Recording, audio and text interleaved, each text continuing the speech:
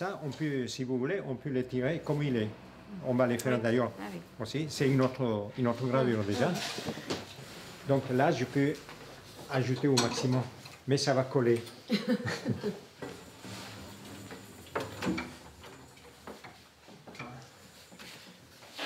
Voilà. Vous voyez, là, les chiffres, ils sont bien coupés et ça marche comme ça. Voilà.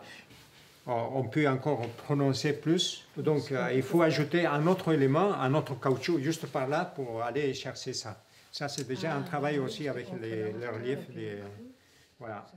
La maison de la gravure, c'est un professeur qui a transmis à ses élèves l'envie de faire de la gravure. Ces élèves-là, ils ont enseigné la gravure, mais d'une telle manière qu'il y avait tout un tas de gens qui disent « mais c'est génial la gravure, on a envie de continuer ». Alors il y a comme ça une énergie qui est passée et qui est toujours là.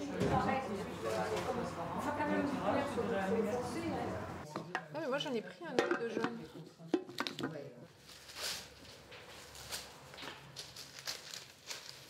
Quand on a pris les risques d'ouvrir les lieux ici, on ne savait pas vers où on allait.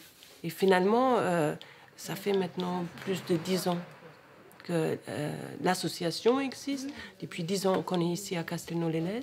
Et le but était toujours de faire une ouverture vers un public non initié.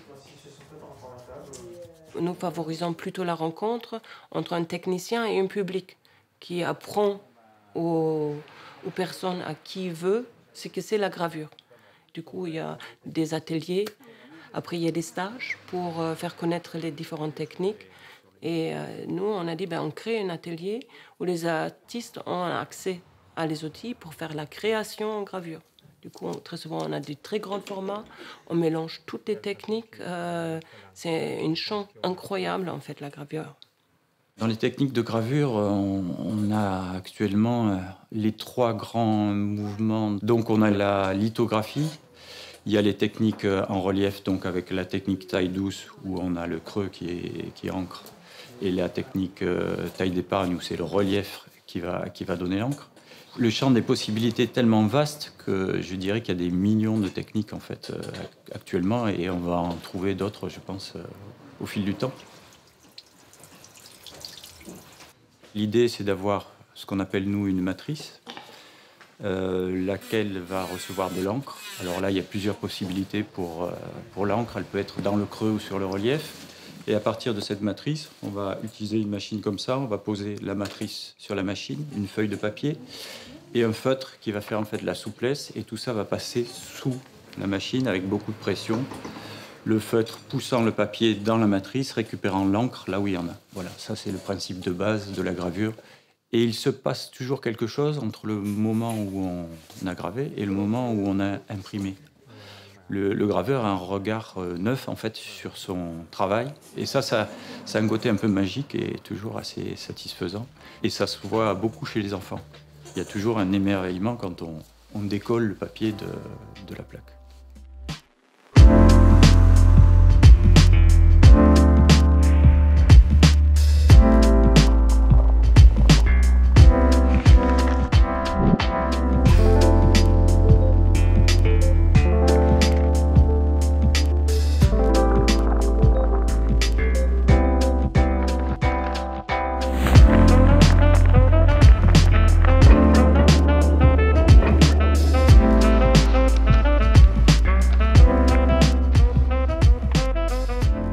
Adhérence au sein de l'association, ça implique de participer à la vie de la structure, comme par exemple être présent lors de manifestations, pouvoir aider l'équipe pour permettre des animations donc auprès d'enfants, par exemple, auprès du public en général, aider à la bonne tenue de l'atelier.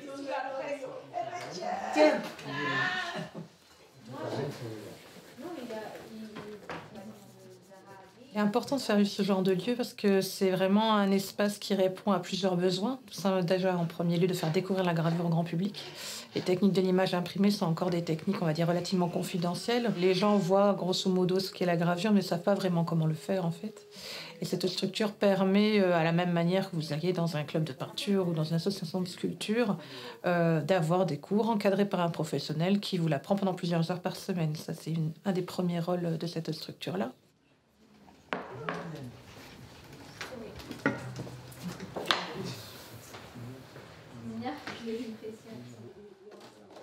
C'est aussi un espace d'accueil pour les artistes professionnels comme moi qui ont besoin d'un espace de travail. Et la structure, du coup, va utiliser le travail de l'artiste aussi pour communiquer sur son activité, pour faire une exposition, etc. Donc là, dans ce cadre-là, on peut en effet louer cet espace où on peut vraiment travailler nos projets personnels en toute tranquillité, avoir l'espace rien que pour nous.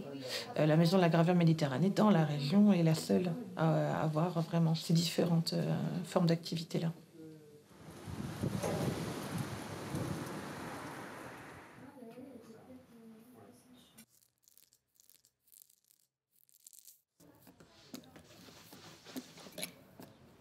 Pour moi, pratiquer de la gravure, c'est quelque chose que j'aime beaucoup, où j'ai l'opportunité de mettre en pratique mes idées, les couleurs qui m'inspirent, les formes que j'aime bien.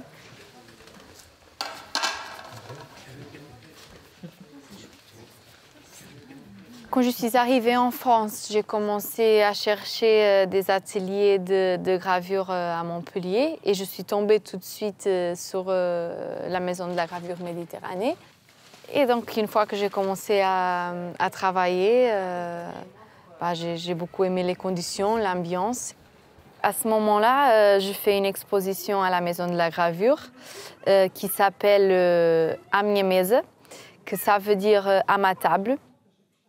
C'est où tout commence, c'est un espace où on mange ensemble, un espace où je mets mes idées en pratique et c'est très, très important pour moi.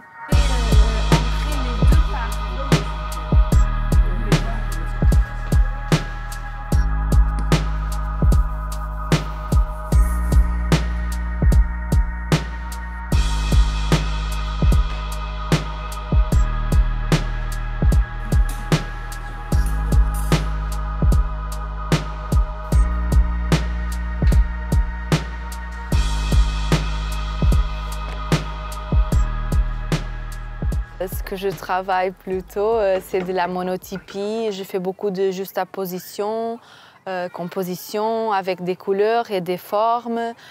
Aussi, je travaille beaucoup sur la texture.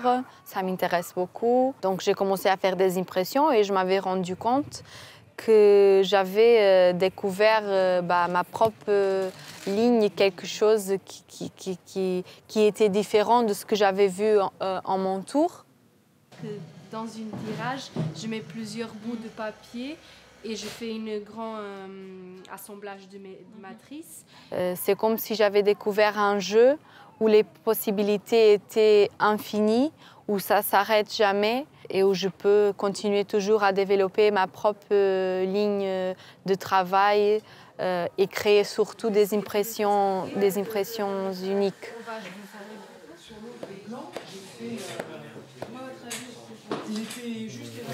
Oui, mais il faut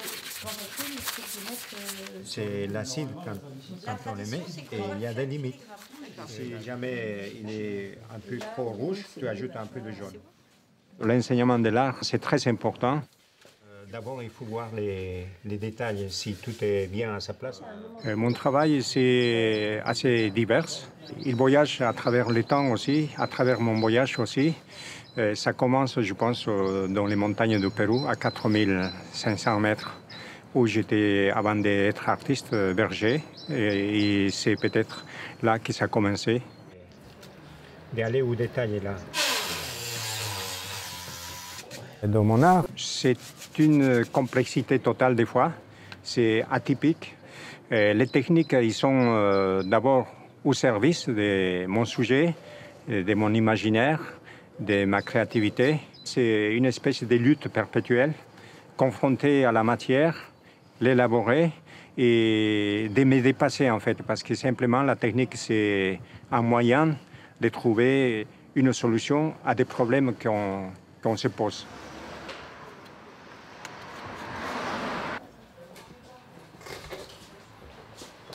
Mon objectif, c'est toujours pousser la gravure vers des autres horizons, vers des autres rives. C'est lié à mes origines, donc Anarpacha, Caipacha ou Cupacha. Ça veut dire l'univers, la terre et le sous-sol. Donc dans toutes ces trois dimensions, ça circule la pensée indigène de l'Amérique, Donc c'est juste un hommage à tout ce qui nous entoure.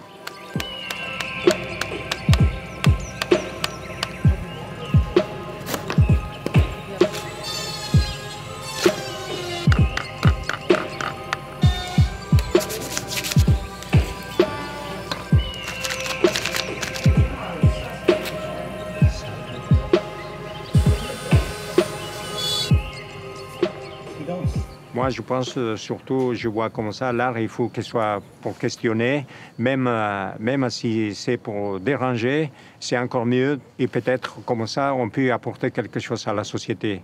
Là, quand on dévale, on découvre tout ce qu'on a pu mettre là-dessus. Pour moi, la gravure, c'est l'acte de laisser une trace.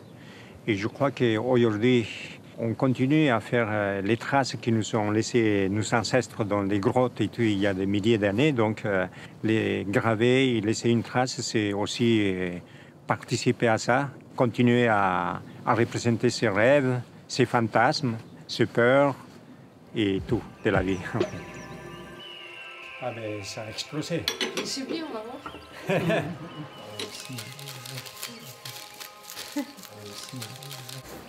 C'est peut-être